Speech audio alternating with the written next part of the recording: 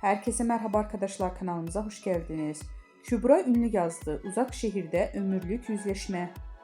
Kanal Deni reytingler rekoru kıran dizisi Uzak Şehir yeni bölümüyle ekranlara geldi. Ozan Akbaba ve Sinem Ünsal'ın başrollerini paylaştığı ve usta oyuncunun yer aldığı aynı yapımı imzasıyla taşıyan Uzak Şehir'den ömürlük yüzleşmelerin sahnelendiği dakikalar yaşandı. Seyircilerin adeten ekranlara kitleyen dizi bir kez daha ekranların zirvesinin sahibi oldu. İzleyenler derinden yaralayan sahnelerin olduğu bölümde heyecan rüzgarı esti. Uzak Şehir sosyal medyada da yeni bölümü ses getirdi.